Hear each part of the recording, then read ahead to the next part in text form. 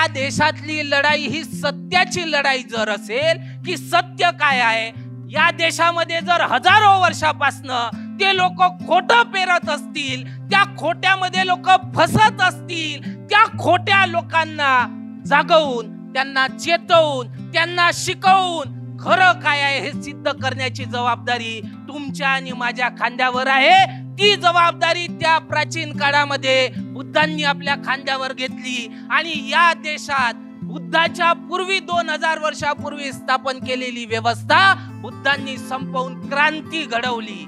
आतापेक्षा पूर्वी हे फसल्याचं प्रमाण इतक्या लेवल पर्यंत होतं की आम्हाला कळत सुद्धा नव्हतं. पिंजऱ्यातल्या त्या गुलामाला कळायचं की तो गुलाम आहे, कारण की तो पिंजऱ्यात बांधलेला होता. पण आपण पिंजऱ्याच्या बाहेर असून सुद्धा आपल्याला कळत नव्हतं की आपण पिंजऱ्यात बांधले गेलो. आमच्या महापुरुषांनी या गोष्टी समजल्या आणि त्याची कारणं शोधून काढली की याच्या मागे कारणं काय आहेत.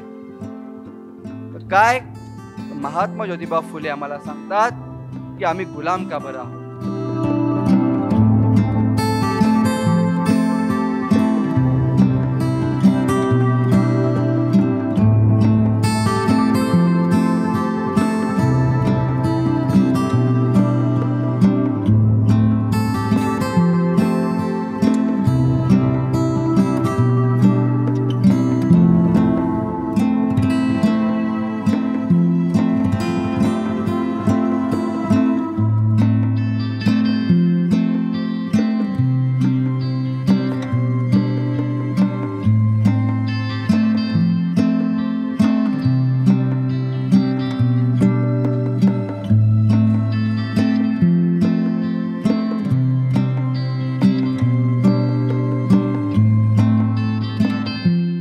मित्रहो, गुगल मीटद्वारा ऑनलाईन सभांच्या माध्यमातून घेण्यात येणाऱ्या सभांचे वैशिष्ट्य आहे की त्या सभांना विविध जिल्ह्यातील कार्यकर्ते जोडू शकतात आणि चळवळीचा विचार फार दूरपर्यंत पोहोचत असतो. पण त्याही पुढे जाऊन आता आपण जमिनीवर सुद्धा उतरलेलो आहोत. कांशीराम साहेबांनी आंबेडकर मेला ऑन व्हील्स हा 2 महिन्यांचा कार्यक्रम 9 राज्यांमध्ये राबविला होता. त्यांच्याच कार्यशैलीनुसार कहीं हम भूल ना जाए या अभियानाच्या माध्यमातून शाहू महाराजांनी केलेल्या व्यवस्था परिवर्तनाचे महाकार्य जनमानसांपर्यंत पोहोचविण्यात आले आहे आणि त्या शाहू मेळ्याचा समारोपीय कार्यक्रम म्हणून आज ही विद्यार्थी परिषद पार पड़त आहे. मान्य कांशीराम साहब म्हणतात की छोटे संसाधनों का बड़े पैमाने पर इस्तेमाल करके हम हमारा मिशन सफल बना सकते हैं. आपण कांशीराम साहेबांच्या निर्देशावरच मानवतावादी आंदोलन यशस्वीरित्या पुढे नेत आहोत. कहीं हम भूल ना जाए या अभियानाच्या माध्यमातून बाबासाहेबांच्या जयंतीदिनी 14 एप्रिलला सलग 18 तास अभ्यास करण्याचा उपक्रम यशस्वीरित्या पार पाडण्यात आलेला आहे. या उपक्रमाच्या माध्यमातून विद्यार्थ्यांना गंभीरपणे अभ्यासाची बैठकीची सवय जडत असते. महात्मा अय्यंगारी यांचा जन्म 28 ऑगस्ट 1863 रोजी त्रावणकोर संस्थानात एका दलित परिवारात झाला. ते एक भारतीय राजकारणी, समाजसुधारक, शिक्षणतज्ज्ञ, अर्थतज्ज्ञ, कायदेतज्ज्ञ तसेच एक क्रांतिकारी नेता होते. त्यांनी त्रावणकोर संस्थानातील अत्याचारित लोकांच्या उन्नतीसाठी काम केले. त्यांच्या संघर्षामुळे केरळच्या सामाजिक राजकीय स्थितीत अनेक बदल झाले. त्यांच्या निर्धार आणि अथक प्रयत्नांमुळे दलितांचे जीवन बदलले. ते दलित मुक्तीचे मार्गदर्शक होते. ब्राह्मणवादाच्या विकृततेला आवाहन देत ते त्रावणकोरच्या रस्त्यावर निर्भयपणे फिरले. महात्मा अय्यंगारी यांनी भारताच्या इतिहासातील पहिले यशस्वी कृषी संप आयोजित केला. महात्मा अय्यंगारी 1907 साली दलित जागृतीसाठी कार्य करणे सुरू केले. त्यांनी साधू जन परिपालन संघम हे संघटन तयार केले. त्याद्वारे ते शेती मजदुरांसाठी योग्य मजुरी, दलित विद्यार्थ्यांचे शाळेत प्रवेश, दलितांना सामान्य रस्त्यावर चालण्याची मुभा अशा मागण्या सरकारशी केल्या. महात्मा अय्यंगारी यांनी सुरू केलेले संघर्ष तसेच त्यांचे योगदान हे सर्वज्ञात आणि निर्विवाद आहेत. वास्तविक महात्मा अय्यंगारी हे समाजसुधारकांपेक्षा खरे क्रांतिकारक होते. महात्मा अयंकाळी सारख्या महान व्यक्तींचे कार्य नेहमीच प्रेरणा देत राहतात. 6 दिसंबर 1978 को कांशीराम साहब ने दिल्ली के बोट क्लब में एक विशाल रैली में बामसेफ की स्थापना की. 5 सालों में 50,000 सदस्य बनाए गए और दिल्ली के दी ऑपरेस्ड इंडियन और बहुजन संगठन इन पत्रों को छापा गया. 6 दिसंबर 1981 को DS4 की स्थापना की गई. 1982 में पूना पैक्ट धिक्कार दिन, इसके लिए DS4 ने एक कार्यक्रम आयोजित किया. कांशीराम साहब ने सामाजिक न्याय के बदले सामाजिक परिवर्तन का नारा लगाया. 14 अप्रैल 1984 को BSP की स्थापना की गई. BSP के सभाओं में, नारों में सवर्ण एक तरफ और शेष जातियाँ दूसरी तरफ रहती थी.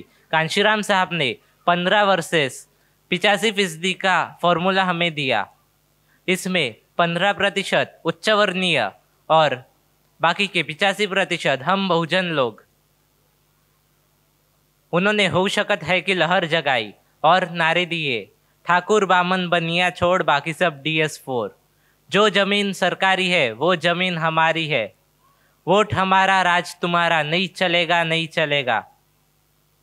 वो हमें हमेशा बताते थे कि हमें आरक्षण लेने वाला नहीं, आरक्षण देने वाला बनना है. वह बताते थे कांग्रेस और भाजपा यह सापनाथ और नागनाथ की तरह है.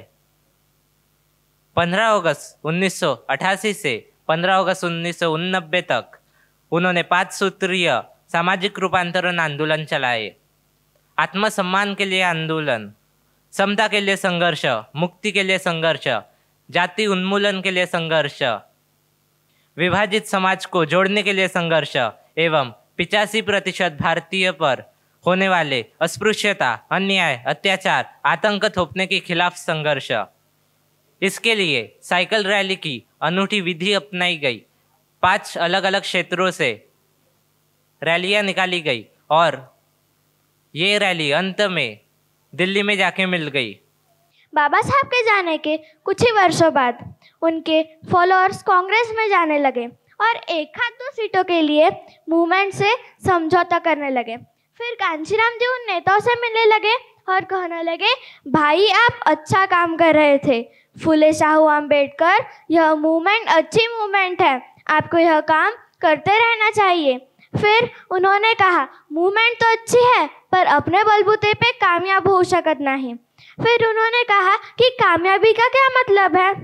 फिर उन्होंने कहा कि कामयाबी का क्या मतलब है.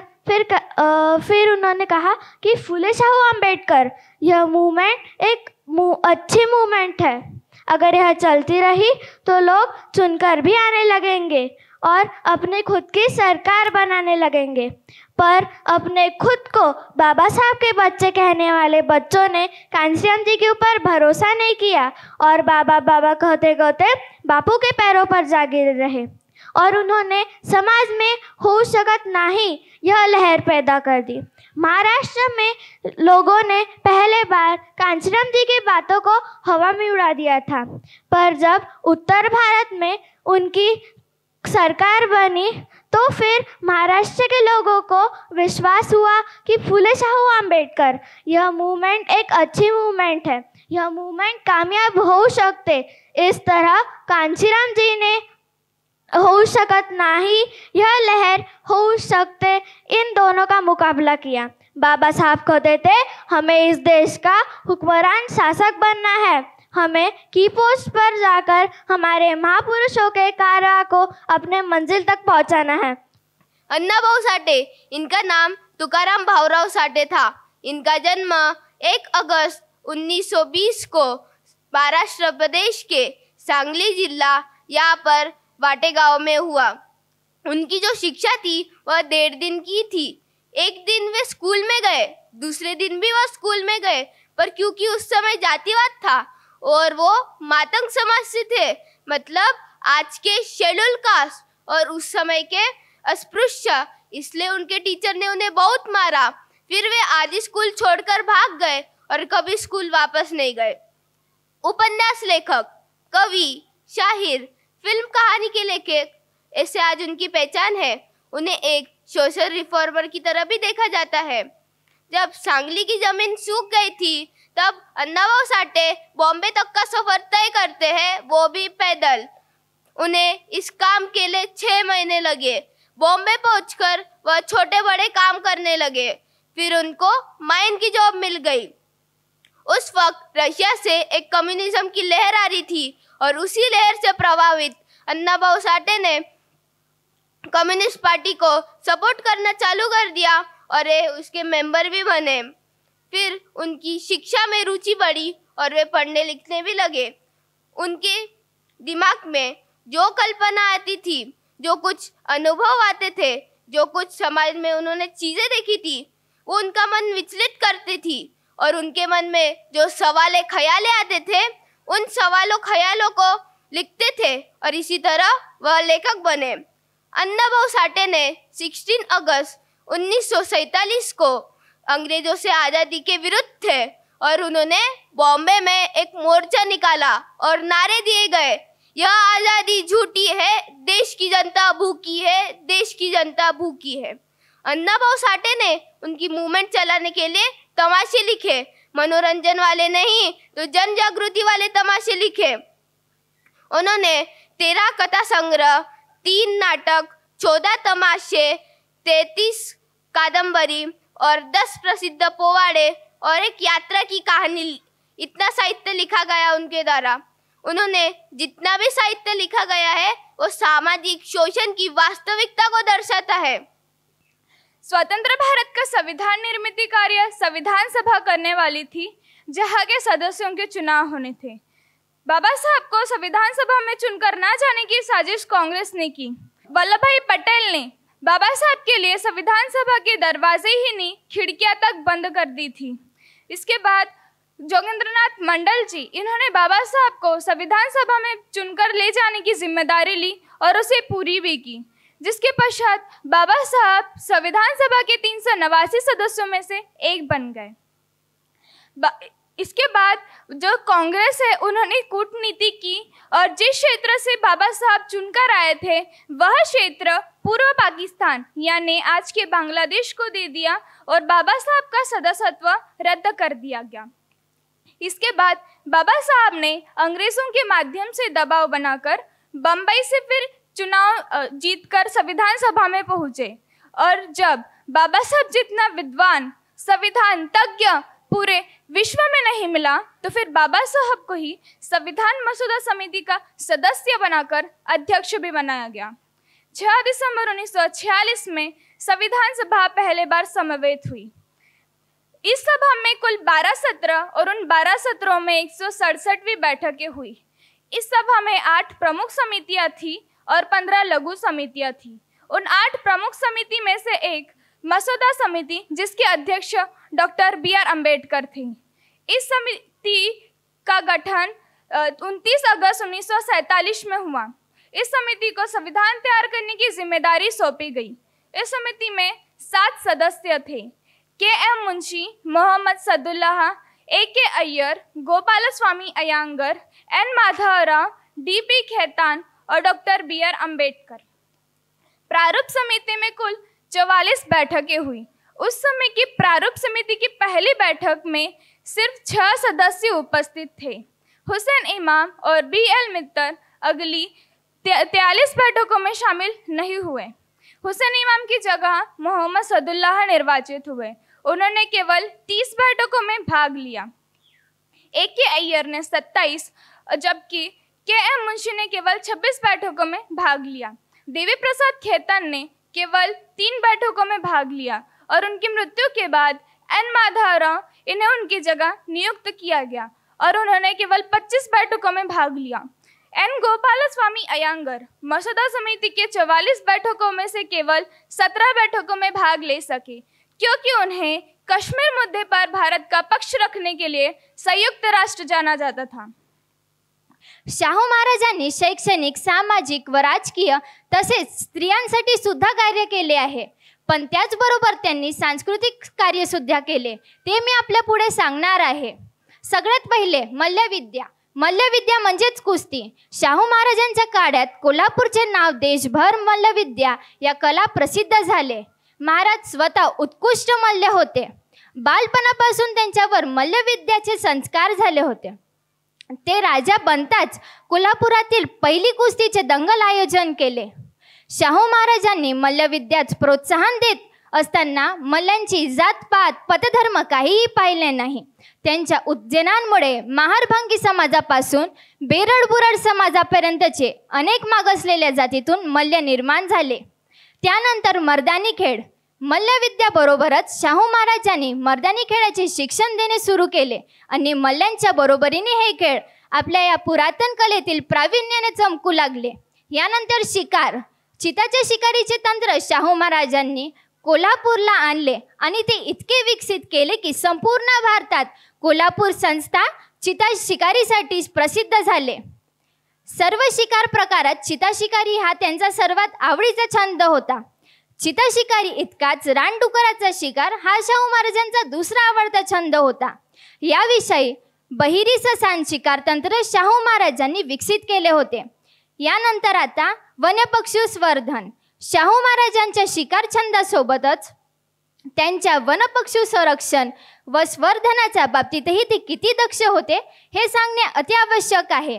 त्यांच्या संरक्षित अभयारण्यात काडवीट, हरिण, ससे, रानडुकर, ससाने, स्थलांतर करणारे पक्षी, रानकोंबडे हे सर्व पशुपक्षी सुखनेव संचार करीत. त्यांनी शिवारण्य नावाचे एक सुरक्षित स्थळ सुद्धा त्यांनी सनसनाच्या कोलिकेतील जंगलात निर्माण केले होते. महाराजांना मुख्यतः हत्ती, घोडे यात तर रस होताच, त्याचबरोबर जनावरांची निपज हाही त्यांचा आवडीचा विषय होता. यानंतर संगीत. ललित कलामध्ये संगीत, नाटक व चित्रकला ही प्रमुख कला क्षेत्र आहे. शाहू महाराजांच्या कारकिर्दीत ही कला क्षेत्र समृद्ध तर झालीच, शिवाय त्यांनी दिलेल्या राज्यश्रेयाने महाराष्ट्रात या कलाच्या स्वर्णयुग निर्माण झाले. शाहू महाराजांनी शास्त्रीय संगीताबरोबर भजन गायकीसही प्रोत्साहन दिले. यानंतर तमाशा व नाट्यकला.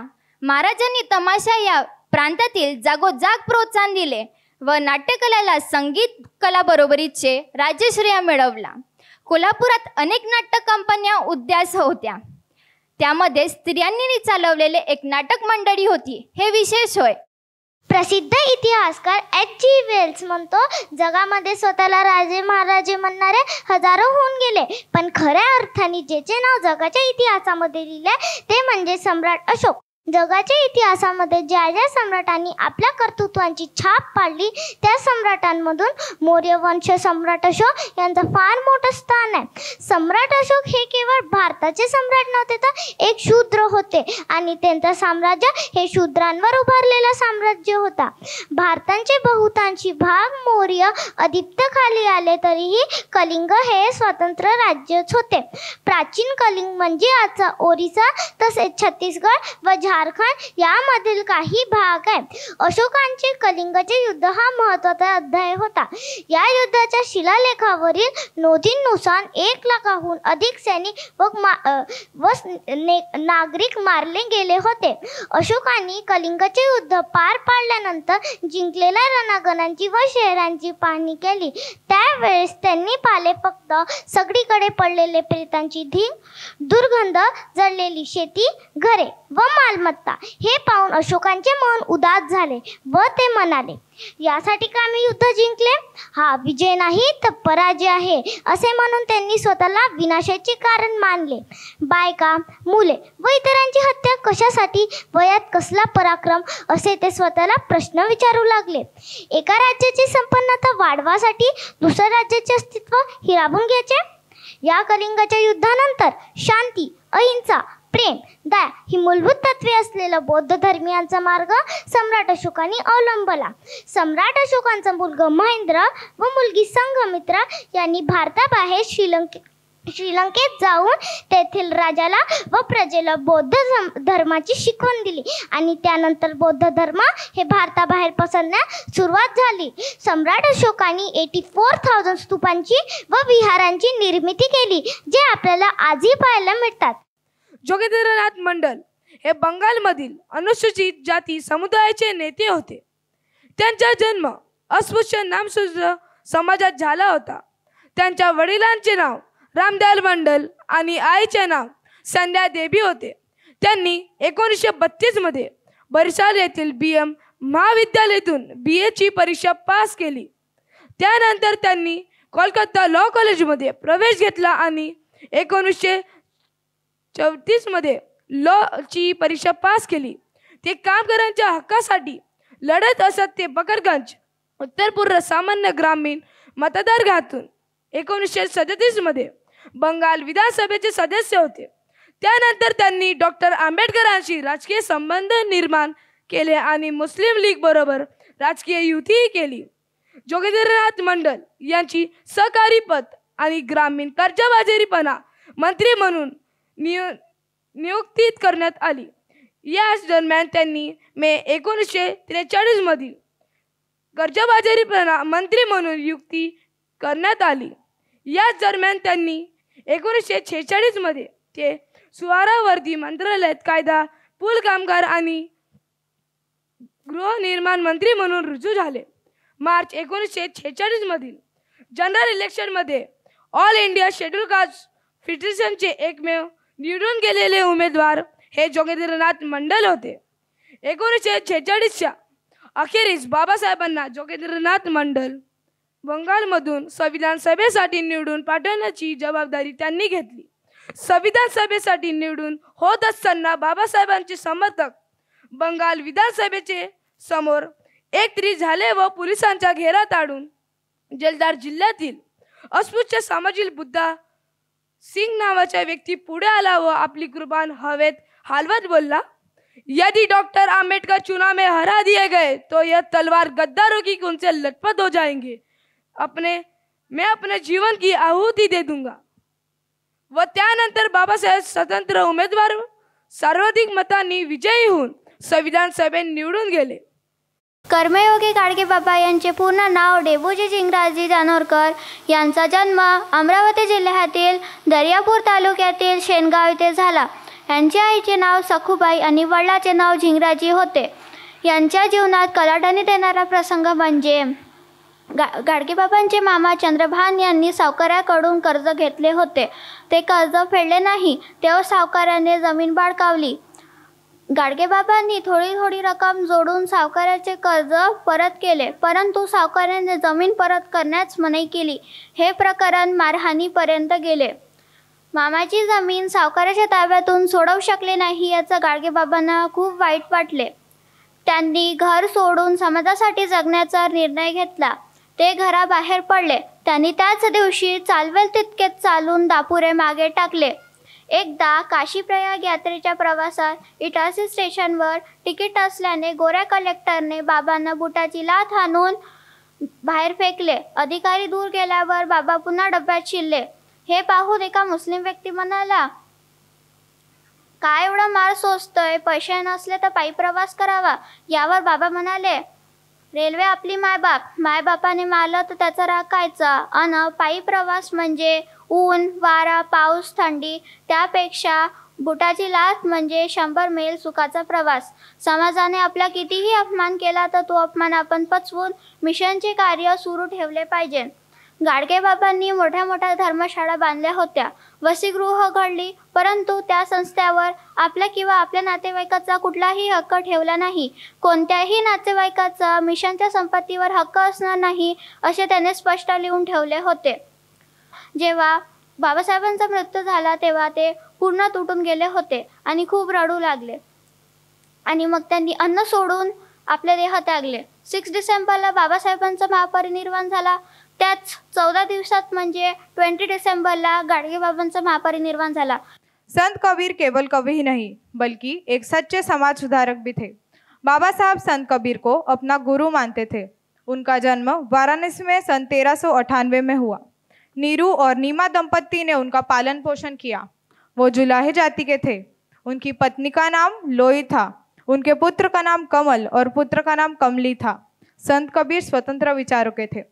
उस समय शिक्षा के दरवाजे अछूतों के लिए खुले न होने के कारण वह एक भी दिन स्कूल नहीं गए थे.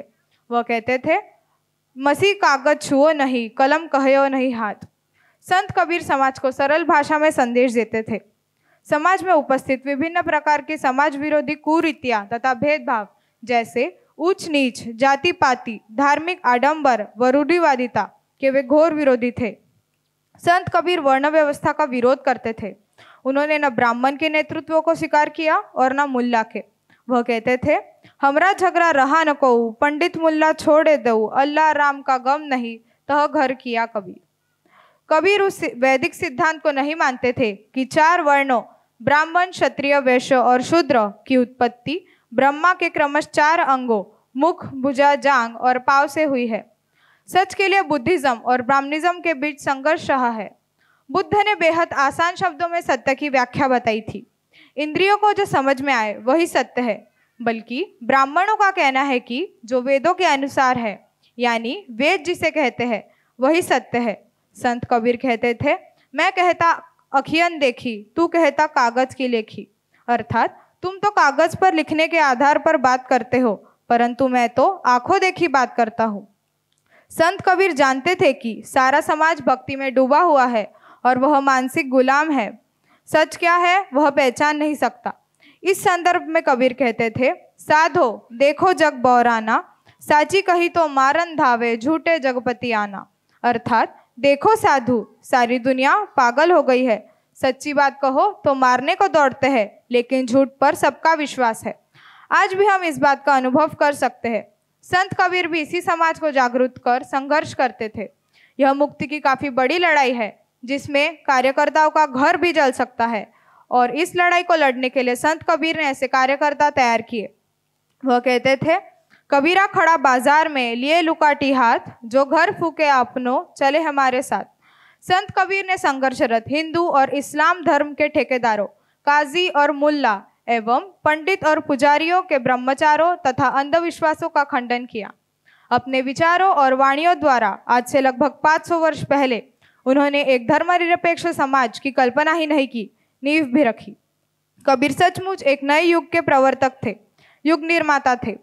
काही हम भूल न जाय या अभियानाच्या माध्यमातून वाढदिवसाच्या कार्यक्रमाला, गृहप्रवेशाच्या कार्यक्रमाला, लग्न कार्याच्या कार्यक्रमाला, निरोप समारंभाला, लग्न वाढदिवसाच्या कार्यक्रमाला आणि दिवंगत व्यक्तीच्या स्मृती दिनाच्या कार्यक्रमाला सुद्धा कॅड कॅम्पचे आयोजन होत असतात। अशा प्रकारच्या कार्यक्रमामध्ये निमंत्रितांना नेहमीच्या भोजनासोबत चळवळीच्या विचारांचे खाद्य सुद्धा देण्यात येत आहे। काही हम भूल न जाय या अभियानाच्या माध्यमातून उचललेले हे एक परिवर्तनीय आणि क्रांतिकारी पाऊल आहे। दरवर्षी दिवाळीच्या सुट्ट्यांमध्ये विद्यार्थ्यांना 15-15 तास अभ्यास करण्याचे चॅलेंज दिले जातात। यावर्षी तर उन्हाळ्याच्या सुट्ट्यांमध्ये सुद्धा 12 तास अभ्यास करण्याचे चॅलेंज दिले गेले होते। अभ्यासाच्या या चॅलेंजला विविध जिल्ह्यातून उदंड प्रतिसाद मिळत असतो आणि सर्व विद्यार्थी अभ्यासाच्या या चॅलेंजला सहजरित्या पार करीत असतात। मार्च 1927 कुलाबा येथील मान गावातली भरलेली सभा। घाटावर अनेक परिषदा झाल्या, त्याच मुलांनी काही जागा सभा झाली। जागृतींचा विस्तार तुम्ही कधी देता कामा नये। या कामासाठी तुम्हाला काही पुढाऱ्यांची गरज लागेल। मार्गदर्शिकाशिवाय मार्ग चालवणं अशक्य वाटते। दुसरा विषय 24 डिसेंबर 1944 मद्रास येथील भाषण। आपले उद्दिष्ट काय आहे हे नीटपणे समजून घ्या। शासन कधी म्हणणे हेच आपले उद्दिष्ट व आकांक्षा आहे, हे तुमच्या मनात ठसू द्या, तुमच्या घराच्या भिंतीमध्ये कोरून ठेवा, म्हणजे दररोज तुम्हाला आठवण येईल की ज्या आकांक्षांनी आम्ही राशी बाळगू ना, त्यासाठी आम्ही लढत आहोत, ते काही लहान सहान संकुचित देह नाही। शासन नोकऱ्यांसाठी किंवा सवलतींसाठी आपला लढा नाही, आपल्या अंतःकरणातील आकांक्षा फारच मोठ्या आहे। शासन कधी म्हणणे हीच ती आकांक्षा आहे, ती कृतीत उतरण्यासाठी किती प्रयत्न करावे लागेल ते मग तुमच्या ध्यानात येईल। केवळ निवेदनाचा किंवा शब्दांचा काय उपयोग होणार नाही। 29 फरवरी 1936 को जलगांव जिले के पूर्व खानदेश में अस्पृश्य चामार लोगों ने धर्मांतरण की घोषणा का समर्थन किया। 15 अप्रैल 1936 को एनिलेशन ऑफ कास्ट यह भाषण जो जात पात तोड़क मंडल की परिषद की उपलक्ष्य में तैयार किया था, उसे प्रकाशित किया। 22 मई 1936 को लखनऊ के टाउन हॉल में आयोजित अखिल भारतीय डिप्रेस्ड क्लासेस सभा में 9 प्रांतों के अछूतों ने डॉक्टर अंबेडकर के धर्मांतरण की घोषणा का समर्थन किया। 31 मई 1936 को डॉक्टर अंबेडकर ने येवला परिषद में की गई धर्मांतरण की घोषणा के बारे में लोगों की राय जानने के लिए दादर यहाँ महार परिषद का आयोजन किया था। 31 मई को डॉक्टर अंबेडकर ने उनका प्रसिद्ध भाषण मुक्ति कौन पथे अर्थात मुक्ति किस मार्ग से है दिया। उनके भाषण के प्रमुख अंश इस तरह थे: अगर आपको आत्मसम्मान मिलाना है तो धर्मांतरण करो, यदि आपको स्वतंत्रता चाहिए हो तो धर्मांतरण करो, यदि आपको समता चाहिए हो तो धर्मांतरण करो, यदि आपको सहकारिता एवं बंधुत्व के आधार पर समाज बनाना है तो धर्मांतरण करो, यदि आपको शक्ति चाहिए तो धर्मांतरण करो, यदि आप जिस दुनिया में रहते हैं उसे खुशहाल सुखी देखना चाहते हो तो धर्मांतरण करो। जून 1936 को डॉक्टर अंबेडकर ने सर्वपल्ली राधाकृष्णन का हिंदू थ्योरी को जवाब देते हुए यह प्रश्न निर्माण किया कि वे किस स्तर पर जीवित है। केवल जीवित रहने से सम्मान से जीवित रहा जा सकता है। 15 अगस्त 1936 को 1935 के गवर्नमेंट ऑफ इंडिया एक्ट के तहत होने वाले सर्वसाधारण चुनाव से लड़ने के लिए डॉक्टर अंबेडकर ने इंडिपेंडेंट लेबर पार्टी की स्थापना की थी। 11 नवंबर 1936 को वे जिनेवा से हाथ हुए लंदन पहुंचे। उनका मुख्य उद्देश्य दलित वर्ग के धर्मांतरण से होने वाले परिस्थितियों को कॉन्स्टिट्यूशनल एक्सपर्ट से सलाह करना था। 1937 में उन्होंने बॉम्बे में म्युनिसिपल वर्कर यूनियन संगठित किया। 23 जनवरी 1939 को किसानों की सभा को उनके भाषण में संबोधित किया। 17 मार्च 1939 को वे मुंबई के मिल कामगारों पर पुलिस द्वारा किए गए प्रश्न डॉक्टर अंबेडकर ने मुंबई असेंबली में उठाए थे। आरक्षण यानी प्रतिनिधित्व हमारे समाज का हमारे देश में 1895 में जब शाहू महाराज ने कोल्हापुर का राजपाट संभाला तो उस दौरान सामान्य प्रशासन के कुल 71 पदों में से 60 पदों पर ब्राह्मण अधिकारी नियुक्त थे और 11 पदों पर गैर ब्राह्मण नियुक्त थे। शाहू महाराज ने देखा और उनके मन में यह ख्याल आया कि ब्राह्मण, क्षत्रिय, वैश्य जिनकी संख्या इतनी कम है, जो केवल भारत के 15% में आते हैं, वह तो सारे पदों पर कब्जा जमाए बैठे हैं। और फिर क्या, इसी बात का विद्रोह करते हुए 26 जुलाई 1902 को 50% सरकारी नौकरियां आरक्षित करने का ऐतिहासिक आदेश दिया। शाहू महाराज ने जारी किए हुए आदेश पत्रों में यह स्पष्ट रूप से कहा कि सरकारी नौकरियों में जितनी भी सीटें रिक्त होंगी उनमें से 50% सीटें पिछड़े वर्गों से भरी जाएं।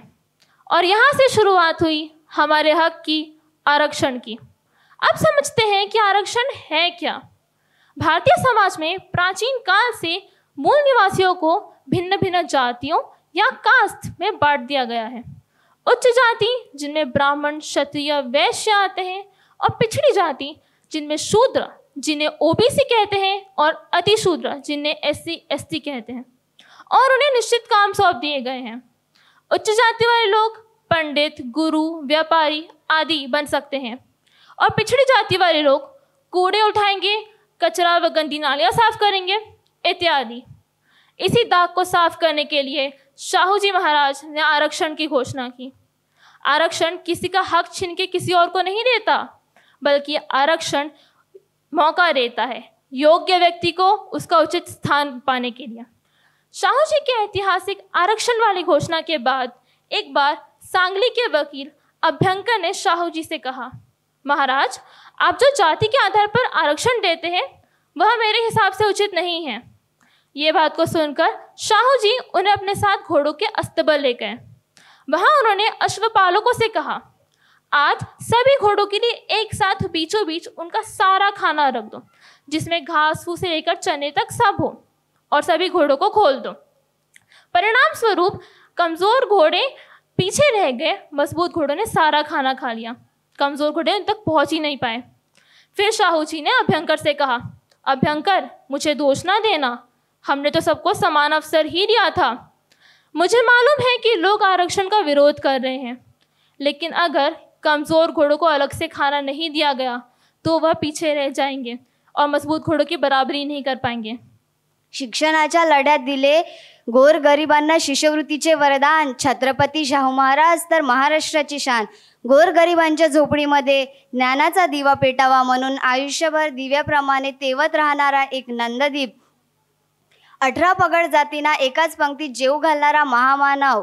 कोल्हापूर संस्थानातील रयत, त्या रयतेतील माणसे आणि माणसांच्या मनावर अधिराज्य गाजवणारा रयत राजा म्हणजे राजर्षी छत्रपती शाहू महाराज होय. शाहू महाराजांनी 2 पातळ्यावर स्त्रीमुक्तीचे कार्य केले. पहिले म्हणजे स्त्री शिक्षित व्हावी यासाठी केलेले प्रयत्न आणि दुसरे म्हणजे स्त्रियांचे स्वतंत्र अस्तित्व निर्माण व्हावे यासाठी केलेले कायदे. पहिले म्हणजे स्त्री शिक्षण. शाहू महाराजांनी स्त्री शिक्षणाची सुरुवातच आपल्या घरातून केली. त्यांनी स्वतः आपल्या सुनेला उच्च शिक्षण घेण्यास प्रोत्साहन केले.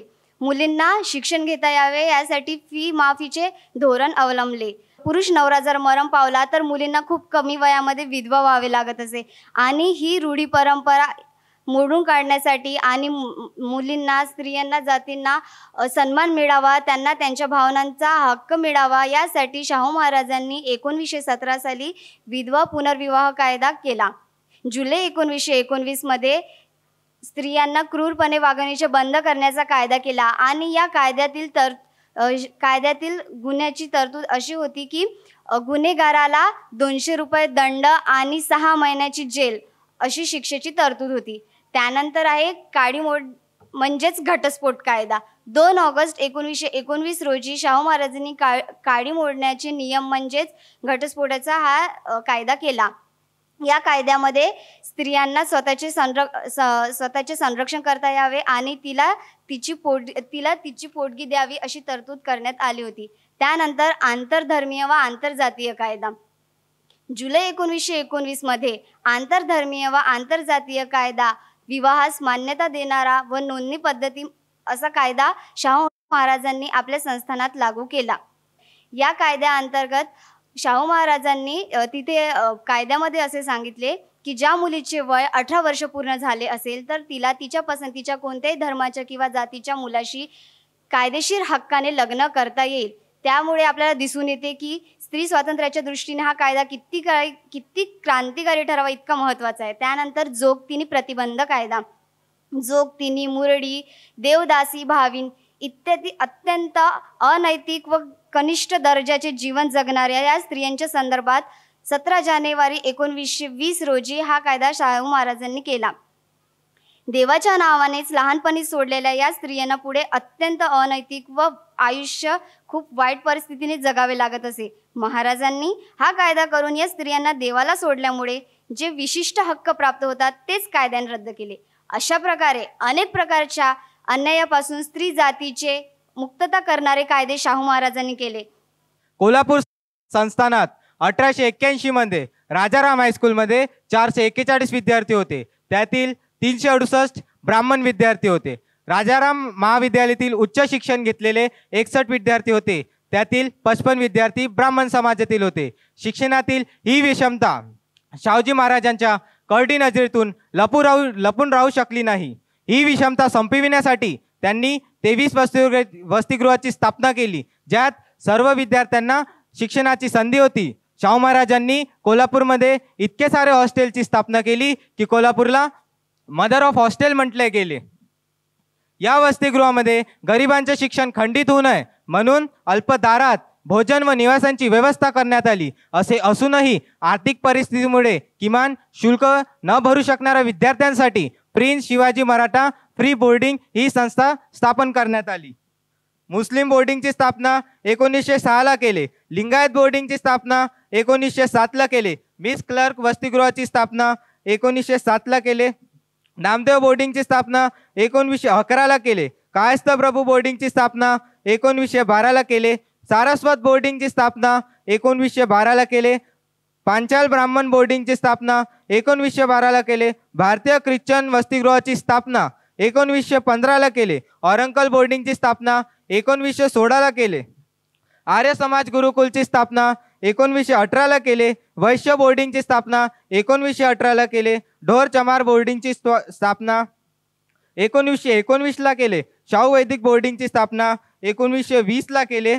सोमवंशीय आर्य क्षत्रिय बोर्डिंगची स्थापना 1920ला केले. ही वसतिगृहे काढण्यात आल्या.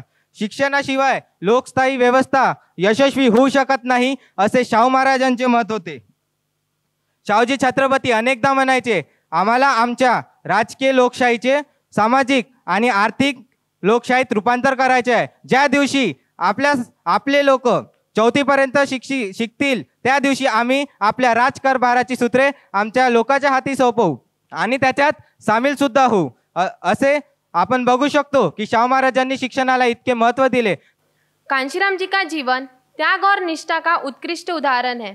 उन्होंने सामाजिक परिवर्तन और आर्थिक मुक्ति को अपने जीवन का लक्ष्य निर्धारित किया तथा इसकी प्राप्ति के लिए अपने आप को पूरी तरह समर्पित कर दिया.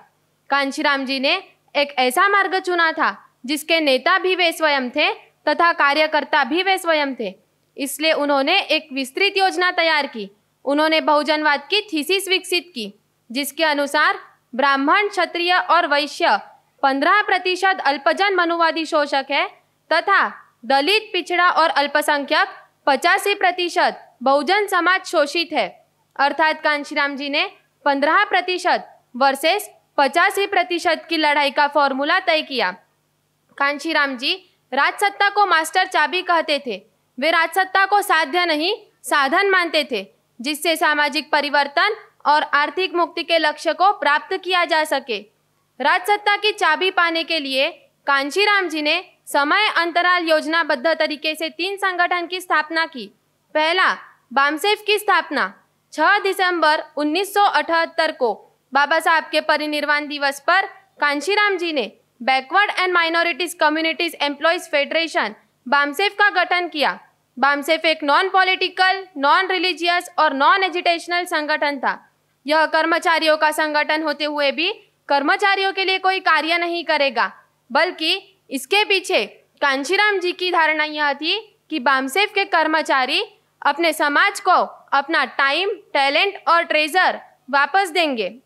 दूसरा, कांशीराम जी ने बुद्धिस्ट रिसर्च सेंटर की स्थापना की.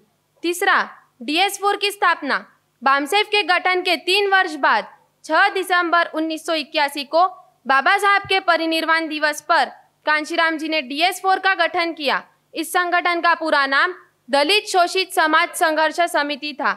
यह संगठन राजनीतिक दल तो नहीं था, लेकिन इसकी गतिविधियां राजनीतिक दल जैसी ही थी. अब बामसेफ और DS4 की गतिविधियां से गैर राजनीतिक जड़ें मजबूत हो चुकी थी. ज्योतिबा फुलेंनी गुलामगिरी, शेतकऱ्याचा असूड, ब्राह्मणाचा कसब सारख्या पुस्तका व तृतीय रत्नासारखे नाटक लिहिले. त्यांनी हे सगळे कार्य तेव्हा केले जेव्हा पेशवाई नुकतीच संपली होती. आणि हा तोच काळ आहे मित्रांनो जेव्हा ब्राह्मणवाद सर्वात जास्त बोकाडलेला होता. आपल्याला असं दिसून येते की आपले जेवढेही महापुरुष आहेत ज्यांनी रूढीवादी परंपरेच्या खिलाफ काम केले, ज्यांनी रूढीवादी परंपरेच्या खिलाफ समता प्रस्थापित करण्याचा प्रयत्न केला, त्या सर्व महापुरुषांवर हल्ले घडवण्याचे प्रयत्न करण्यात आले. तसेच आपले महात्मा फुलेंच्या खिलाफ 2 माणसं पाठवण्यात आली होती जे की त्यांचे जीव घेण्यासाठी गेलेले होते. पण महात्मा फुलेंचे विचार ऐकल्यानंतर ते दोन्ही माणसं आपलं हृदय परिवर्तन करून घेतात आणि ते फुलेंचे अंगरक्षक म्हणून त्या पुढे राहतात. जेव्हा फुलेंच्या उजव्या बाजूला लकवा मारला होता तर ते उजव्या हाताने लिहू शकत नव्हते, पण त्यांनी डाव्या हाताने लिहून लिहून आपले जे कामं आहेत समाजाचे ते सुरू ठेवले. एक प्रसंग त्यांच्या जीवनात असा सुद्धा येतो की विषमतावादी लोक त्यांना थांबवू शकत नव्हते, तर त्यांनी त्यांच्या बाबांना भडकावले त्यांच्या खिलाफ आणि म्हटले की बघा तुमचा मुलगा आणि तुमची सून कसे अधर्म करत आहेत, हे शूद्र, अतिशूद्र आणि महिलांना शिक्षित करत आहेत. त्यांचे बाबा त्यांच्यावर भडकतात आणि त्यांना म्हणतात यदि तू हे समाजकार्य सोडला नाही तर तुला माझे घर सोडावं लागतील. मित्रांनो, फुल्यांनी घर सोडणं पसंत केले. त्यांनी आपल्या बाबांना सोडलं, पण त्यांनी समाजाचे कार्य देखील सोडले नाही. फुले अखेर 28 नोव्हेंबर 1890 रोजी आपणातून निघून गेले. महात्मा फुले यांच्या शेवटी 2 ओळी सांगतो आणि इथेच थांबणार. आता तुम्हाला मागे सरायची गरज नाही. आता तुम्हाला मागे सरायची गरज नाही. मनुवादाला नकारा.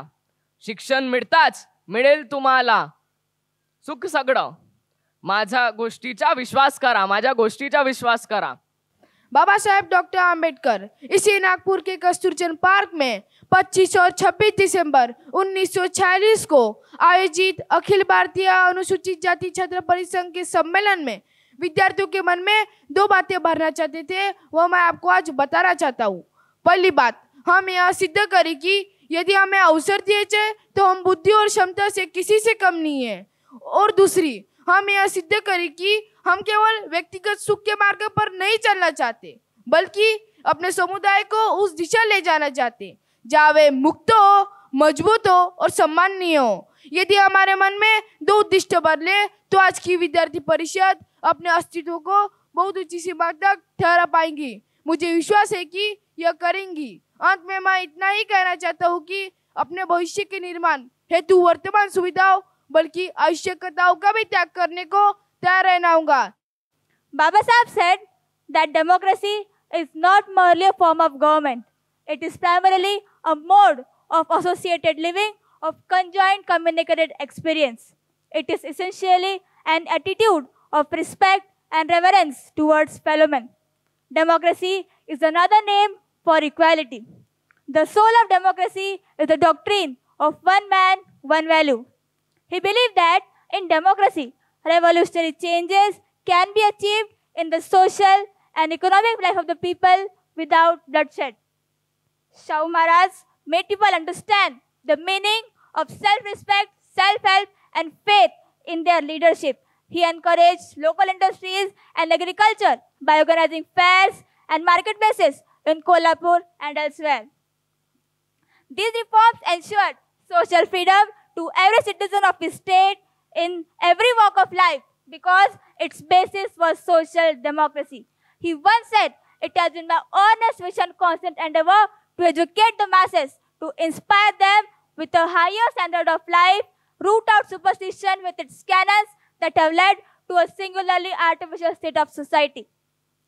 Shahu Maharaj, the inertia of the ages has to be overcome and the old order has to be changed out and out.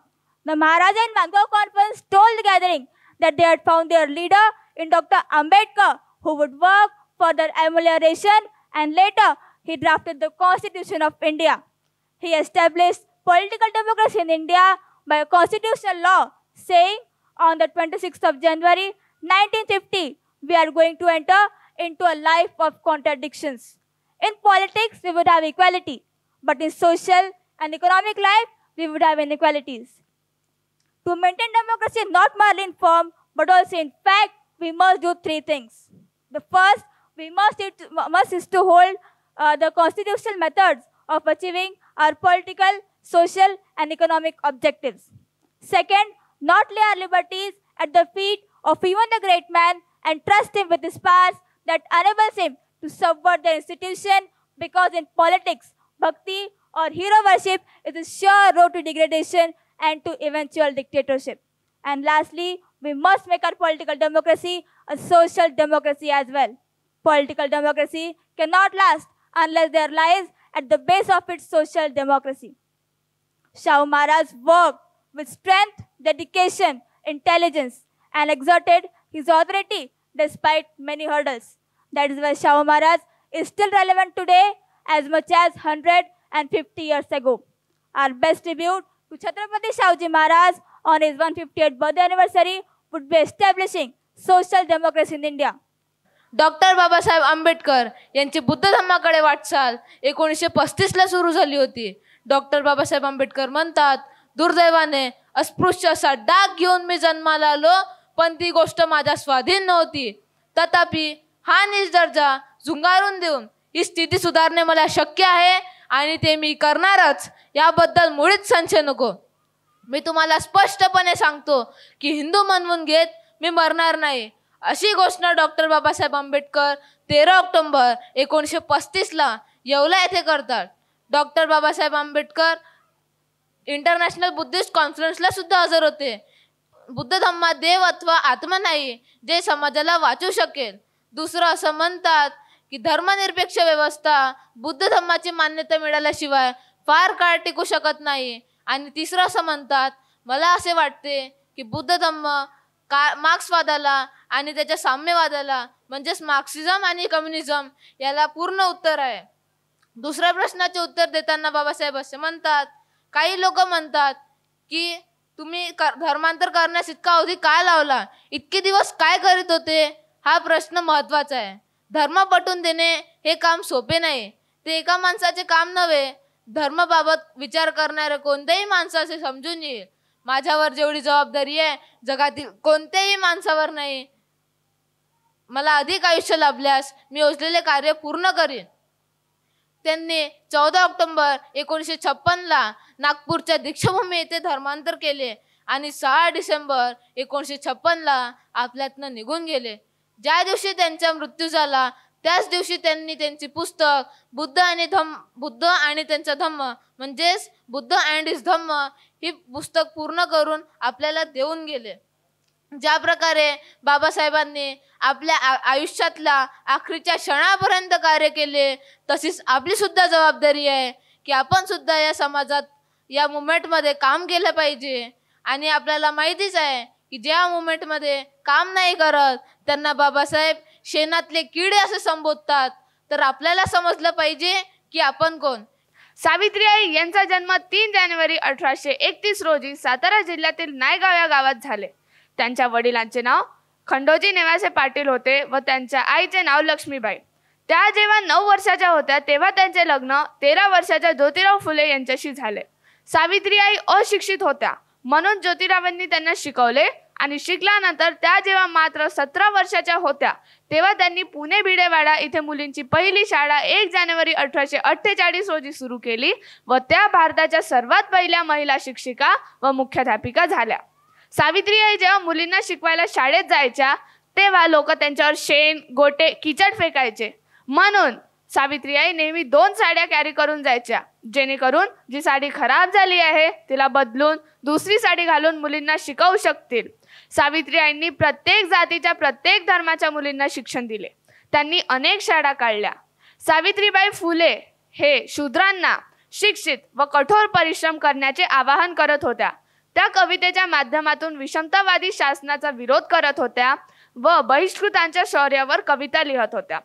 विषमतावादी लोकांनी याचा विरोध केला आणि ज्योतिराव फुले यांचे जे वडील होते गोविंदराव फुले यांना धमकावले. आणि म्हणून गोविंदराव फुले यांनी फुले दाम्पत्यांना ओन्ली 2 ऑप्शन दिले, ज्याच्यामधून पहिला होता की एक तर तुम्ही समाजकार्य बंद करा किंवा घर सोडून चालले जा. आणि आपल्या फुले दाम्पत्यांनी आपल्या समाजासाठी घर सोडले. ज्योतिरावांच्या मृत्यूनंतरही सावित्रीबाईंनी समाजाचे कार्य सुरूच ठेवले व आपल्या जीवाची पर्वा न करता प्लेग झालेल्या रुग्णांची दिवस रात्र एक करून सेवा केली. अंततः त्यांना हे प्लेगचे डिसीज झाले तरी ते सेवा करत राहिले आणि 10 मार्च 1898 रोजी त्यांचे मृत्यू झाले. परंतु त्या काळातल्या शिक्षणाच्या क्रांतीवर प्रतिक्रांती आणण्याचा प्रयत्न सुरू आहे. जर आज सावित्रीबाई जिवंत असत्या आणि शिक्षित असलेल्या महिलांना जर त्यांनी बघितले असते तर त्यांना अत्यंत निराशा आली असती. कारण आजच्या काळातल्या महिला शिक्षण घेऊन फक्त स्वतःपर्यंत मर्यादित आहे. त्यांच्याकडे समाजासाठी वेळ नाही आहे. इतर कामं जसे की बीसी पार्टी, सोशल मीडिया यामध्ये गुंतून आहे. आपल्या महापुरुषांना आपल्यापासून हे बिल्कुल अपेक्षित नहीं है. पुणे करार क्या है यह समझने के लिए हमें सबसे पहले कम्युनल अवार्ड को जानना होगा और कम्युनल अवार्ड क्या है यह समझने के लिए हमें सबसे पहले उस समय के गवर्नेंस पॉलिसीज को जानना होगा. The regulation act of 1773, the government of India act 1858 यह इनमें से कुछ है. The government of India act 1909 जिसे मॉरली मिंटो रिफॉर्म्स भी कहा जाता है, यह कानून के अंतर्गत मुस्लिमों को 1909 में ही उनका सेपरेट इलेक्टोरेट का अधिकार मिल गया था. The government of India act 1919 जिसका मकसद था भारतीयों का लेजिस्लेटिव काउंसिल में प्रतिनिधित्व बढ़ाना. अंग्रेजों को भारत में बहिष्कृतों के साथ होने वाले व्यवहार से परिचित थे और अब तो वो बाबा साहब के विद्वत्ता के बारे में भी जान चुके थे, तो उन्हें न्यायसंगत व्यवहार करना पड़ा. दूसरी गोलमेज परिषद में जैसे ही गांधी वहां पहुंचे तो उनका पहला प्रश्न यही था कि बाबा साहब यहाँ क्या कर रहे हैं. जब भारत से कई तारे लंदन में आई कि बाबा साहब हमारे प्रतिनिधि है, तब जाके गांधी को यह बात माननी पड़ी.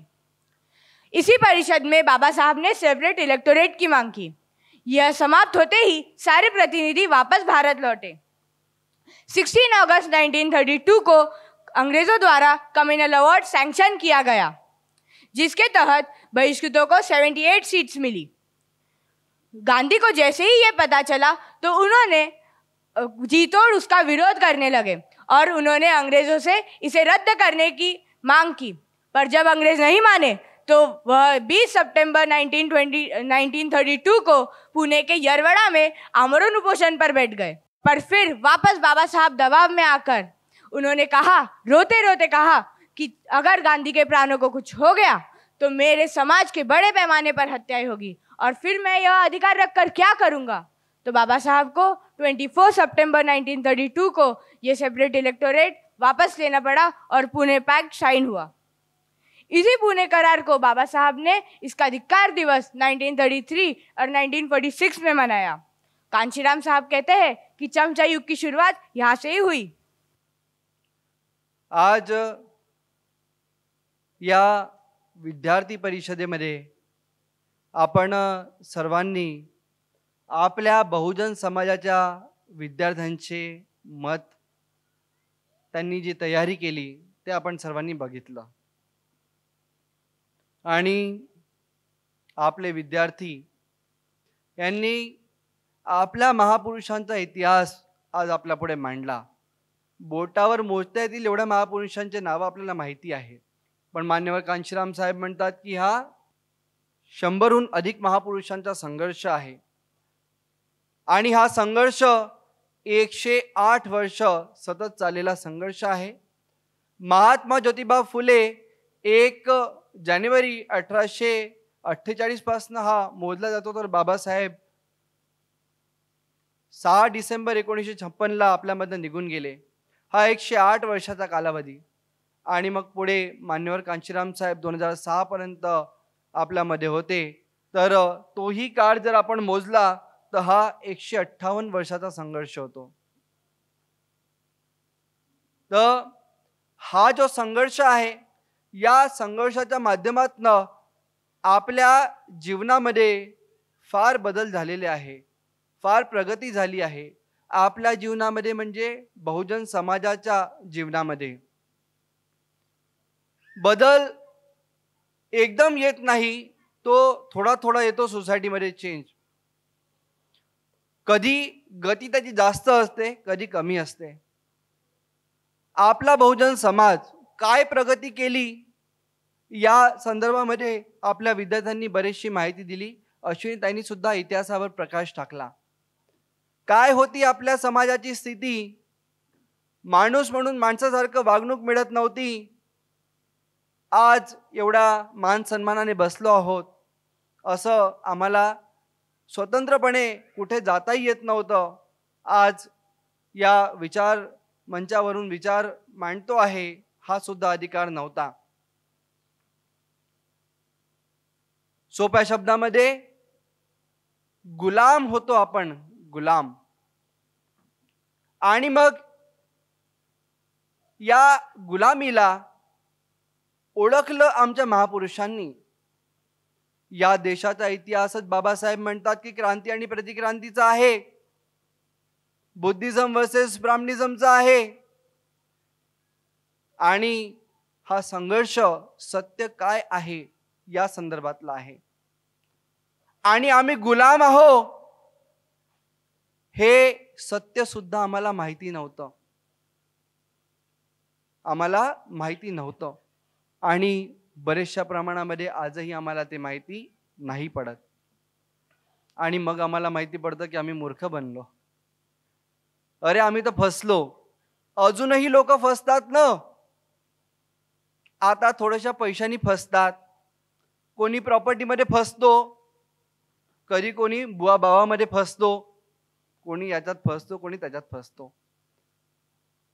पण आतापेक्षा पूर्वी हे फसण्याचं प्रमाण इतक्या लेवल पर्यंत होतं की आम्हाला कळत सुद्धा नव्हतं। पिंजऱ्यातल्या त्या गुलामाला कळायचं की तो गुलाम आहे, कारण की तो पिंजऱ्यात बांधलेला होता, पण आपण पिंजऱ्याच्या बाहेर असून सुद्धा आपल्याला कळत नव्हतं की आपण पिंजऱ्यात बांधले गेलो आहोत। आमच्या महापुरुषांनी या गोष्टी समजल्या आणि त्याची कारणं शोधून काढली की याच्या मागे कारणं काय आहेत. तर काय, तर महात्मा ज्योतिबा फुले आम्हाला सांगतात की आम्ही गुलाम का बरं आहोत. ते सांगतात, विद्येविना मती गेली, मतीविना नीती गेली, नीतीविना गती गेली, गतीविना वित्त गेले, वित्तविना शूद्र खचले आणि एवढे अनर्थ एका अविद्येने केले. आणि म्हणून जर आमच्या समाजाला विद्या मिळाली तर आमच्या समाजाची गुलामीची बेडी तुटून जाईल. आणि ती गुलामीची बेडी तोडण्याचं काम आधुनिक भारतामध्ये महात्मा ज्योतिबा फुले यांनी केलं. आणि आमच्या गुलामीचं जे कारण आहे त्यापैकी एक कारण शिक्षेचा अभाव.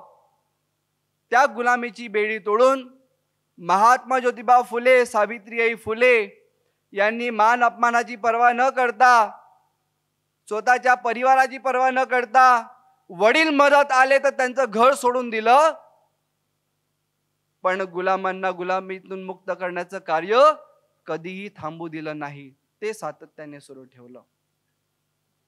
याच शिक्षणाचा आपण काय फायदा आहे, इथे बसलेल्या प्रत्येकाला त्याच्याबद्दल माहिती आहेच की शिक्षणाने काय होतं.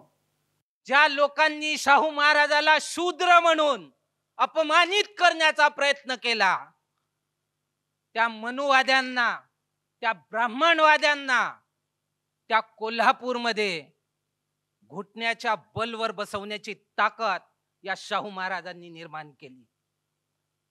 त्या शाहू महाराजांची औलाद आज या नागपूरच्या दीक्षाभूमीवर इथं मोठ्या संख्येने जमा झाली आहे. त्या शाहू महाराजांचे बच्चे कसे असले पाहिजे हे नक्की आजच्या या परिषदेमधून आपण इथून घेऊन जाणार आहोत.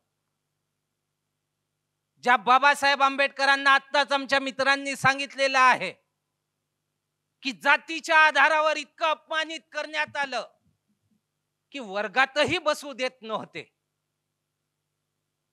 बरोबरीने उभंही करत नव्हते. त्या काळामध्ये एवढं उच्च शिक्षण घेऊन आले तरी देखील त्यांचा अपमान काही या देशात थांबला नाही. बाबासाहेब आंबेडकर त्या काळामध्ये एका भाषणात म्हणतात की जगात 6 विद्वान आहेत असं म्हटलं जातं आणि भारतातले डॉक्टर आंबेडकर त्यापैकी एक आहेत.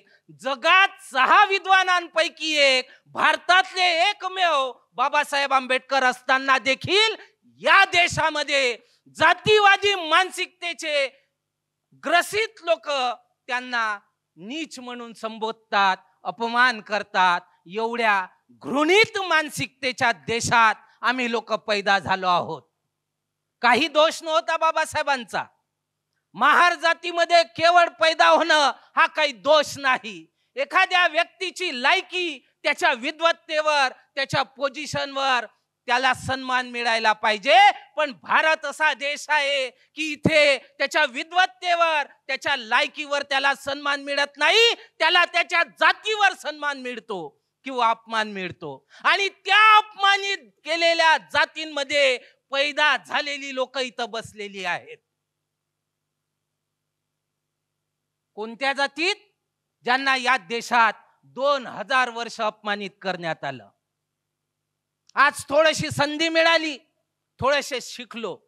तो महात्मा फुलेचा प्रसंग सांगितला एकाने. काय प्रसंग होता? महात्मा फुले त्या काळात शिकले. त्या काळात त्या वर्गामध्ये जेवढे ब्राह्मण मित्र होते तेही तेवढेच शिकले होते. सदाशिवही तेवढाच शिकला होता. ज्याच्या लग्नाच्या वरातीमध्ये महात्मा फुले गेले, पण त्यांना धक्के मारून हाकलून दिलं.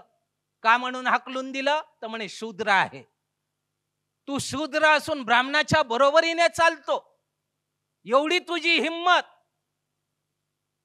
तर जातीच्या आधारावर कुठं उभं राहायचं, कुठं चालायचं, कुठं चालू नये हे स्टेटस ठरवल्या जातात. 2500 वर्षापूर्वी या विषमतावादी चळवळीला पहिला चॅलेंज देऊन ही व्यवस्था नाहीशी करणारे बुद्ध होते. बुद्धांनी ते करण्यासाठी काय केलं? घर सोडलं, महल सोडला, बायको सोडली, लेकरू सोडला, बाप सोडला, माय सोडली, रिश्ते नाते सोडले आणि एक आयडियोलॉजी डेव्हलप करून दर दर दर दर भटकत लोकात गेले, लोकाला जागवत राहिले. अरे हे जे बुरसटलेले विचार आहेत, हे जे मनुवादाने तुझ्या डोक्यात पेरले आहेत, हे चुकीचे आहेत. हे जे दगड धोंडे पुचतोस हे चुकीचे आहेत.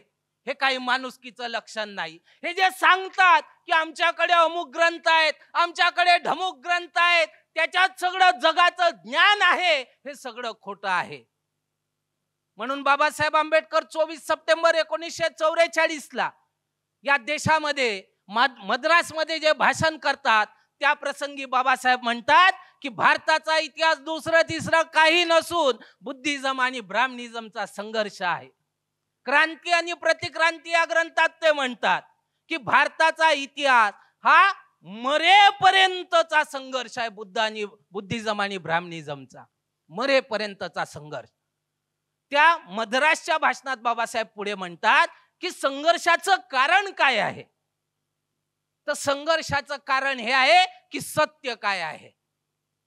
पुढे बाबासाहेब मांडणी करतात की ब्राह्मणांचं म्हणणं आहे की वेदात जे काही लिहून आहेत ते सत्य आहे आणि बुद्धाचं म्हणणं आहे की 10 इंद्रियांच्या आधारावर जे काही तपासून पाहता येते ते सत्य. तिथे 10 इंद्रियांचा उल्लेख आहे म्हणून मी 10 इंद्रिया सांगितल्या.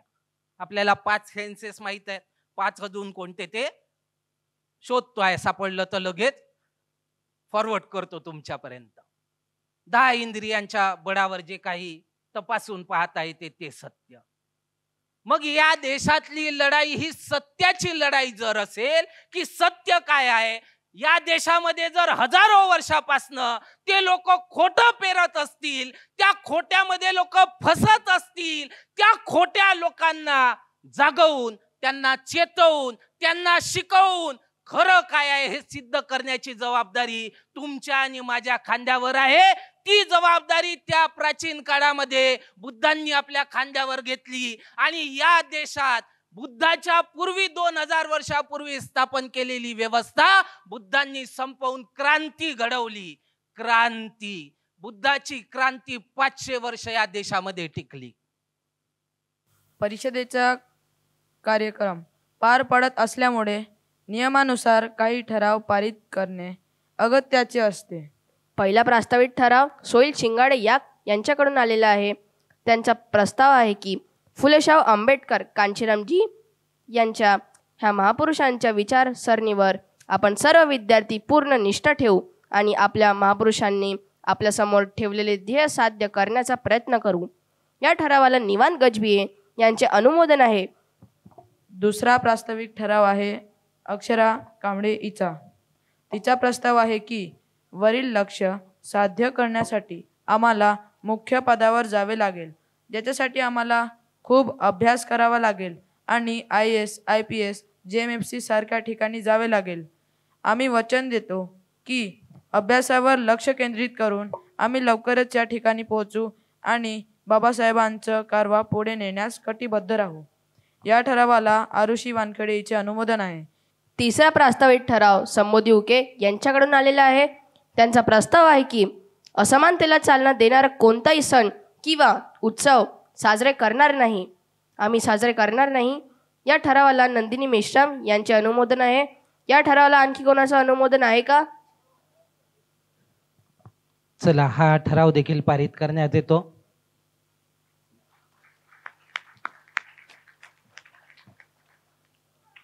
चौथा प्रास्ताविक ठराव आहे अद्वित गजभिये यांचा. त्यांचा प्रस्ताव आहे की ही विचारधारा आपल्या हृदयात आणि मनात रुजवण्यासाठी आपण नियमितपणे साप्ताहिक सभांना उपस्थित राहू. KHBNJ टीमने आयोजित केलेल्या कार्यक्रमात सहभागी होणार आणि कोणत्याही प्रकारची कारणे करणार नाही. या ठरावाला दर्शील पाटील यांचे अनुमोदन आहे. या ठरावाला आणखी कोणाचे अनुमोदन आहे का? हा ठराव देखील बहुमताने सर्वानुमते पारित करण्यात येतो. पाचवा प्रस्तावित ठराव करुणा सोनोले यांच्याकडून आलेला आहे. त्यांचा प्रस्ताव आहे की आम्ही हे सिद्ध करून दाखवू की आम्ही आपल्या व्यक्तिगत स्वार्थासाठी नाही जगू तर महापुरुषांप्रमाणे समाज हितासाठी झटू. या ठरावाला आशिता नडे यांचे अनुमोदन आहे. या ठरावाला आणखी कोणाचं अनुमोदन आहे का? चला, हा ठराव देखील सर्वानुमते आपण इथे पारित करूया. या विद्यार्थी परिषदेमध्ये ज्या विद्यार्थ्यांनी संशोधनपूर्ण वक्तव्य मांडले यांचे मी आभार मानते. या परिषदेचे सूत्रसंचालन संबोधी चौरे, अवनी बोरकर, विराज रत्ना पारके व निर्मित काळे यांनी केले. त्यांचे सुद्धा मी आभार मानते.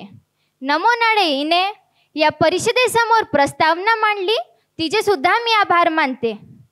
परिषदेत ठराव मांडणाऱ्या तसेच अनुमोदन देणाऱ्या विद्यार्थ्यांचे तसेच ठराव पास केले त्यासाठी मी अध्यक्षांचे आभार मानते. आपण सर्व या परिषदेत उपस्थित झाले व या परिषदेत यशस्वी केले यासाठी आपण सर्वांचे मी आभार मानते. डॉक्टर बाबासाहेब आंबेडकर स्मारक समिती यांनी हा ऑडिटोरियम, लाईट व साऊंड उपलब्ध करून दिला त्यासाठी मी समितीचे मनपूर्वक आभार मानते. या विद्यार्थी परिषदेची जाहिरात आवाज इंडिया टीव्हीवर सतत दाखवली व ही विद्यार्थी परिषद सुद्धा दाखवणार आहे त्यासाठी मी संपूर्ण आवाज इंडिया टीमचे आभार मानते. या परिषदेत वेळोवेळी चहा, नाश्ता व जेवण उपलब्ध करून दिले असे आमचे कॅटरर्स बंधू माननीय नवनीत धडाडे यांचे सुद्धा मी आभार मानते.